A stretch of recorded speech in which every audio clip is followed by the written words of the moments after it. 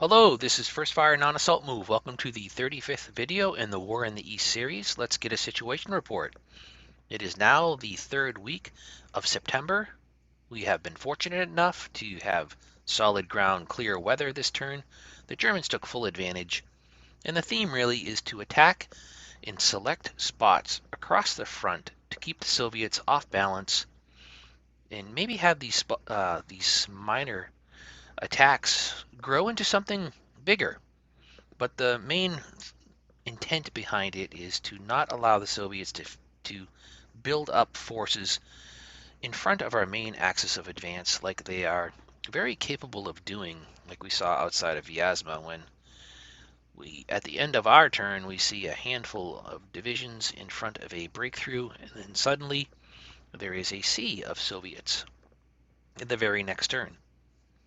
Not all the time, but too often that happens, so keep the Soviets' defense off balance, have them make them force them to react to these attacks and bring in forces. Otherwise, we will make a molehill out of a mountain in some of these places.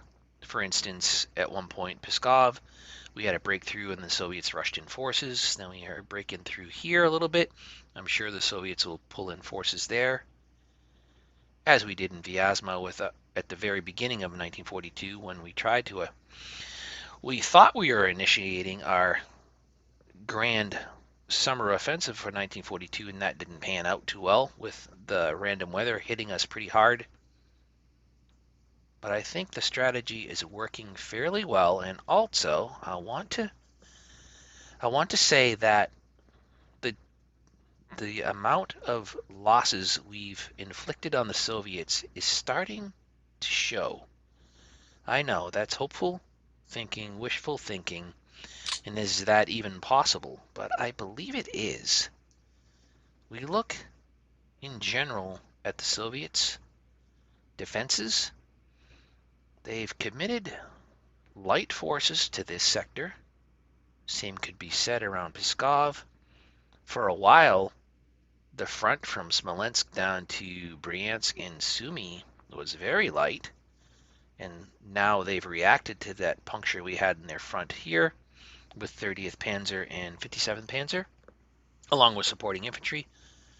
They reacted there, and what that caused, second, third order effects, is a general withdrawal from Pskov down to Smolensk. We've since moved up adjacent to the Soviets and are now right next to Veliky Luki, and we're starting to move into this very difficult terrain. Previously, the Soviet line was almost straight through here, so they've withdrawn 30 to 40 miles, even 50 in some places, due to these attacks we're making across the front, which are causing threats. And the Soviets maybe don't have the greatest intel, and they may think it's a major threat, so they're reacting. Keep the Soviets off balance. Coming down here. So what we did here is we recognized that we didn't have the combat power to really do anything major, but we wanted to, again, have the Soviets react, which they did. Now we shifted the axis of advance a little south and east to get over these rivers, to get bridgeheads over these rivers. Now we can attack down here. I know, very strong Soviets right here, but once we get through this part, we have now disrupted the Soviets. We're over the Bulva. That is the Bulva, right? Damnable Bulva. Now we'll be over the Bulva in this sector up in the north, and now we have also taken Bryansk. They conceded Bryansk to us. We have a bridgehead over the Bulva here with strong infantry forces outnumbering the Soviets. I mean, can you really utter that sentence? The Germans are outnumbering the Soviets? With no operational reserves to be seen, a thin line. Again, this is hearkening back to what I said a couple minutes ago, that the losses we've caused the Soviets in 1942, which didn't start out with a bang by any stretch, I think the Soviets are showing a little wear and tear. They still have strong concentration here around Sumy and Belgorod, where we originally started to attack here, and then further south, in and around Sumy, we attacked, and we had that encirclement. And then we had that major encirclement over 55 Soviet formations. We destroyed. We took Poltava, and now the big news. Check this out. We have encircled Kharkov. Yes, it's taken far too long, but third week of September 1942, Kharkov is going to fall. And just in the nick of time, I believe the random in our random weather is not going to be so random, and we're bound to hit mud very soon, if not the next turn. So if it's mud, we might face 2 to 3, maybe even 4 mud turds in a row, but that's all right, because we have now guaranteed that we will take Kharkov, because Soviets can't attack in mud any better than we can, and as soon as mud season breaks and it's winter, we will take Kharkov and resume offensive operations. If it's clear, if we are fortunate enough to have clear weather, solid ground next turn, we will have Kharkov in our possession by the end of September. We're also threatening Dnipropetrovsk. Oh, yes, getting ahead of myself. I'm excited this turn. I'm feeling it. I'm feeling that we are tipping the scales, and the tide is turning a little bit more in the Germans' favor. So with that said, destruction of Soviet forces, we have an encirclement here. The Soviets, for some reason, again, pushed through a small gap with no real design in mind other than just to do it. So now we've sealed off another 3 divisions, or another 3 formations. These are all corps level probably. Yeah. 3 corps. We also surrounded, encircled another 6 corps. Coming down here. We surrounded another one here. We weren't able to, didn't have the combat power to push through here or the movement factors because we had 36th, 3rd Panzer, and also the 36th Panzer. 36th Panzer and 3rd Panzer were up here, so we didn't really have the movement factors, or we weren't in position to come down here and get more encircled, but it's just these 2 formations. So we did add another corps to the number of Soviets we've encircled this turn, and then here again another 2, 4, 5 more Soviet formations encircled to be destroyed next turn, provided it's not mud. The Soviets, so I don't know what triggered it. Maybe the pressure in and around Dnipropetrovsk and what's happening here, and also the attacks, the repeated attacks with the Romanians. Any combination.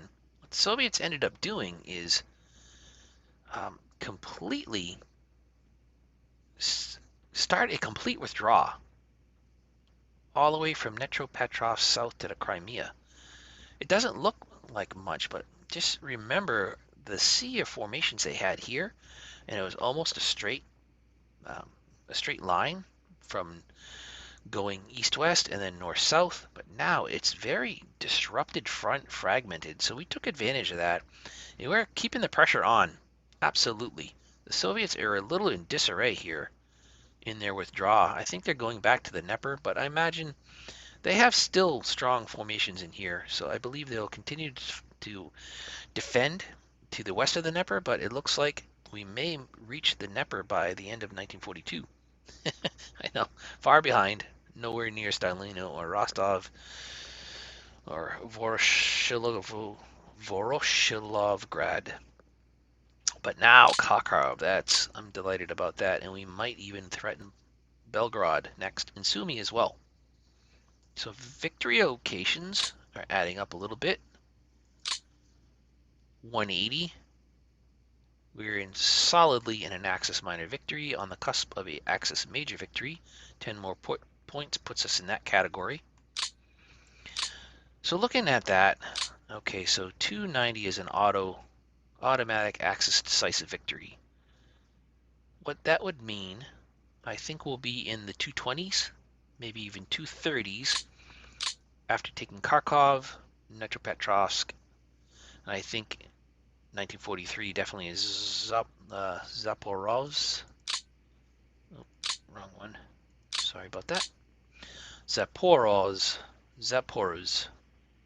Zaporozhye. I cannot pronounce. I'm going to look that up. I haven't looked it up. I promised to look it up many turns ago when we first started talking about this city. So with these cities here, and what was the other one? Oh yeah, Sumy, Bryansk, we just took, and maybe even Veliky Luki, and then Tallinn, we could be in the 230s. So what that means in 1943, in order to get an auto victory, we have to either take Moscow or Leningrad, because those alone will give you about 70 to 80 victory points. So we'll see what 1943 looks like positionally. Strategically, is it possible? Leningrad? Probably. But that would mean a dramatic shift in German forces to the north, because Army Group North right now alone could not take Leningrad with the forces available to it. The bulk of our armor and infantry is in Army Group Center and South, really in this like boundary area between the two army groups, South and Center and North. Oh, correction, Center and South. So how do we reach 290 otherwise? We would need to take a number of minor cities, and that's a lot of territory. It's too bad that we can't get an auto victory with. It's too bad causing losses to the Soviets does not amount to victory points.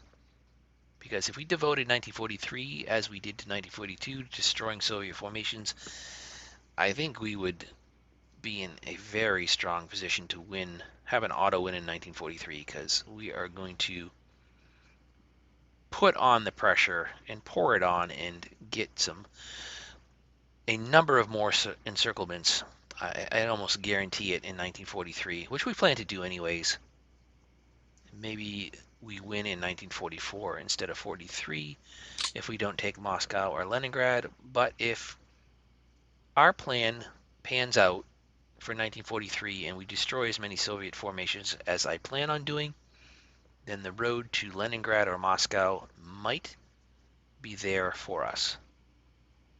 We may run out of time because it takes a while to shape these operations, to get an encirclement. It's not easy. There are far less Soviets than there were prior to the beginning of 1942. We'll get an account. We'll get an account when 1942 ends and see just how many Soviets we destroyed in 1942. It's turning out to be a better year than I thought it would be, at least towards the destruction of the Soviet army. Territorially, not bad. We'll have Kharkov now, and Sumy, and threatening Kursk and Orel, Belgorod, all within our grasp for 1943, which would put us around 230, 240. Meanwhile, I'm not going to veer from our. I'm not going to attempt to take cities and grab victory locations. It's going to be all about destroying Soviets, because that paves the way for taking victory locations. All right. With all that being said, we are ready to hit next turn. What to look for during the Soviets' turn? Don't believe they have an opportunity to relieve these forces here, although they're very strong. There's not much of a frontage to attack right now, and they're across the river, and these formations here would have to move up through our zone of control. These two, this motorized division and this panzer division, might be a little vulnerable. I think they can get up to 9 formations here and at least get one deliberate, so they're going to have to hold out. If they attack in conjunction here, this could be a problem. No issue here. We're pretty strong. Again, the Soviets have to pick one or the other. To attack really wouldn't do anything positive. it wouldn't help the Soviets at all to attack here. I think they're just going to continue to pull back and defend because they're a little disarray down here. All right. There's no Soviets anywhere in sight to relieve Kharkov. We're pretty strong here, enough to at least withstand a couple localized attacks. No threat here. We actually outnumbered the Soviets in some place. I don't think they're going to kick us out of Bryansk. And also, no threat here to our bridgehead over the Bulva.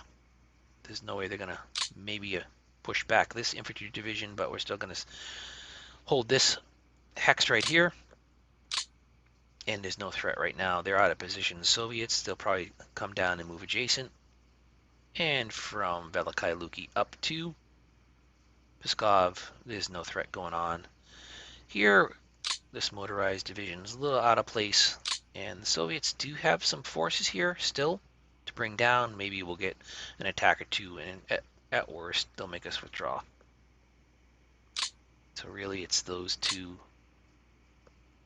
formations down here in the relief of these formations that we have encircled of the Soviets. Right, next turn.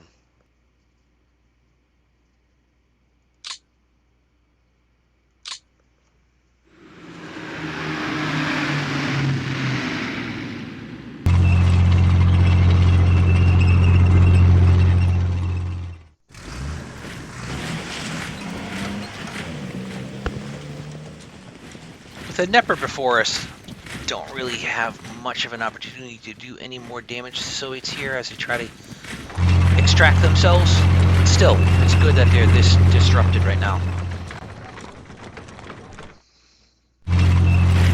No, they're not even going to try to save these. They're brothers in arms right now. Pulling back. They feel a threat here as we're getting behind them to the south and east. They fear maybe an encirclement, even though we don't have the forces. Oh yeah, we did commit our Panzer Corps that we moved down south the other week, and now we did commit them to this operation here.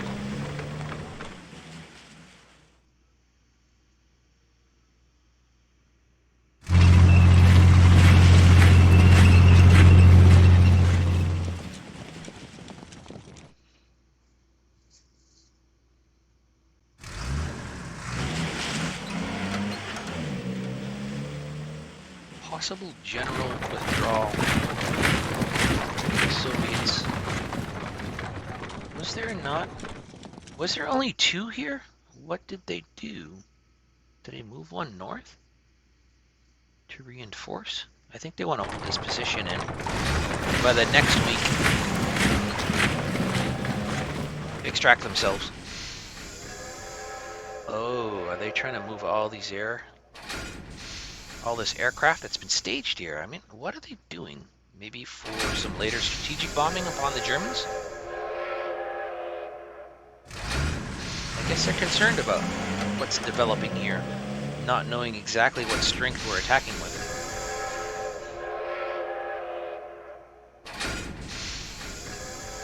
There's Leningrad. Our poor Finns. We haven't talked about our Finns forever, but they're just hanging out up there. Beautiful Finnish landscape.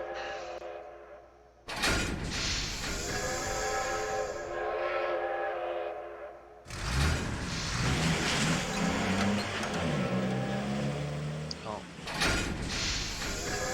We're getting to witness a lot of Soviet strategic moves, logistical moves to get their aircraft out of harm's way. I think they may. Oh, no. Okay, yeah.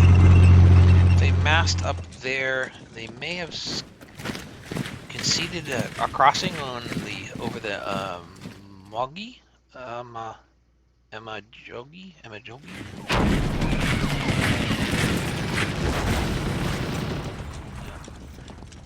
They see Axis Minor, they attack Axis Minor.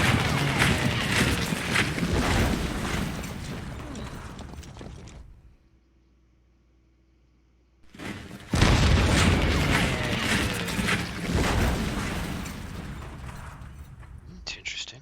How did they get through there? Huh. North of Kharkov. Yeah, they're trying to relieve Kharkov from the north. Looks like.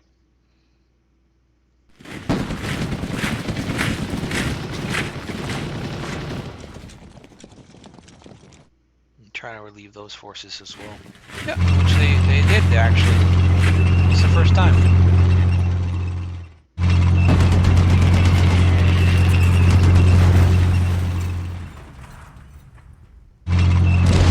They're not withdrawing. They're continuing to fight. Ooh, could we get behind?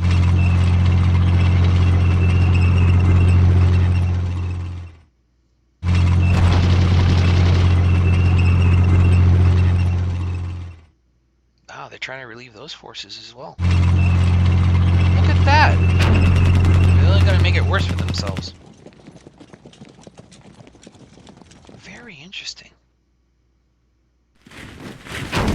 Didn't expect that.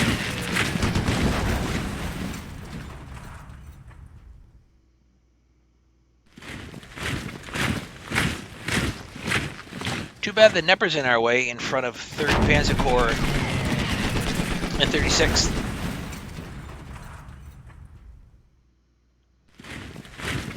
Because they are defending here and leaving this open. Ooh.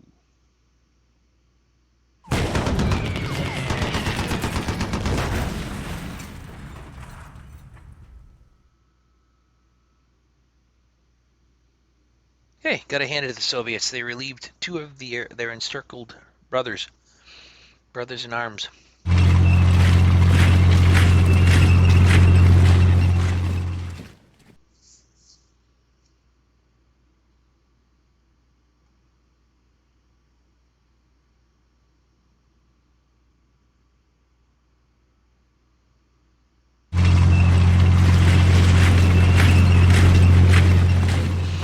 Well, the Soviets' turn is going to be ending soon.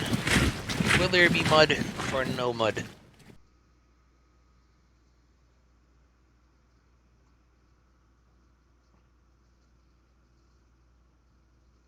The anticipation's killing me.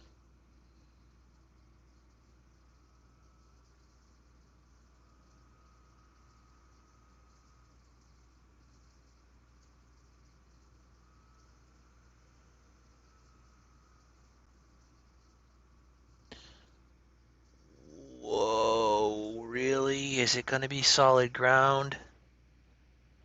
Let's look at losses. Anticipation, 20,000, right around average. What's a little annoying is the Soviets were able to relieve some of their encircled comrades, but good on them. They haven't been able to do that prior to this. We just didn't have combat power to resist.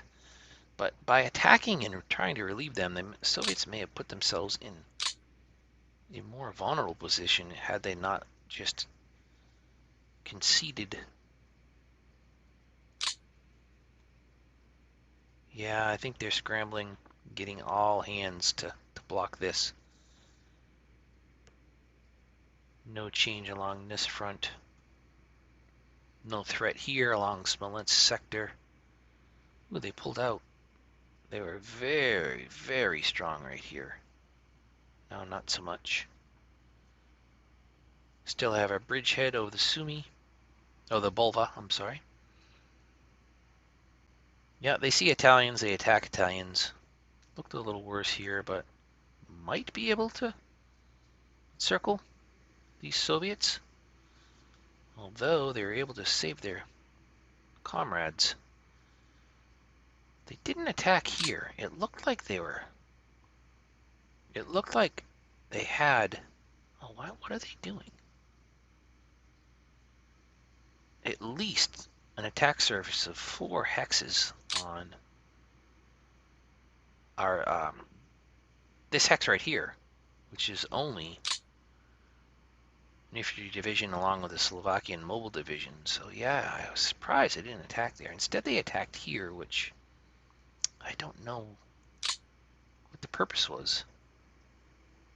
Maybe because they saw Hungarians and they just wanted to attack Hungarians. So they're gonna lose 2 tank corps. Absolutely no reason. And we're gonna finish off these Soviets, and we'll have Kharkov this turn. Fantastic. Yeah, they were able to relieve these Soviets here, which really just prolonged their life for a week, and tying up our infantry. That's all right. We'll push this division out and this one as well, and come back to encircling. Ooh, nice. A guards tank corps. Very nice. If you remember, those 3 tank corps we encircled and destroyed, we ended up destroying in the encirclement, causing them to surrender over 500 AFEs. So that's this. Even though it's 3 formations here, their core level, there is a lot of men and material just in these 3 formations. Down here, I'm really surprised the Soviets did not want to give up any of their ground here. Again, all it did was prolong the destruction. Very easily remove this core. And yeah, I don't think we can widen any encirclements here. But maybe here, though. Oh my goodness. Did they really not defend this part of the river? Maybe there's an opportunity here to encircle these Soviets. Be crossing this river. What is this river? Oh boy. The Bazalvlik? Luke? So we got a river to cross, and yeah, 2 Soviet corps, unlikely, have the combat power to push them out. We do probably just focus here and then addressing lines and making some more progress towards the Z city and see what we can do about Petrovsk. Maybe displace them by getting a bridgehead here, because we did at the end of the turn made sure we had ample combat power to at least get a bridgehead to the north of the Z city and to the south of Petrovsk, maybe in the process displacing both of them. Again, mud can be the issue that may put the kibosh on those plans, at least until snow arrives. But at least a bridgehead would be excellent for future operations in the coming weeks as we go through mud season into snow season. Excellent. We will take Kharkov this turn, and further opportunities we'll examine the front and see what the Germans can do to further their gains and their successes in 1942. All right, zooming back in on Kharkov one last time before we call this video. I'm just savoring taking this town for the next turn, and thankfully we have solid ground, clear weather to cement further gains and to re-encircle some of the Soviets that were so brazen to break our encirclement here. So more Soviet divisions in corps to be encircled and destroyed next turn. I thank you for watching. This is First Fire, non-assault move out.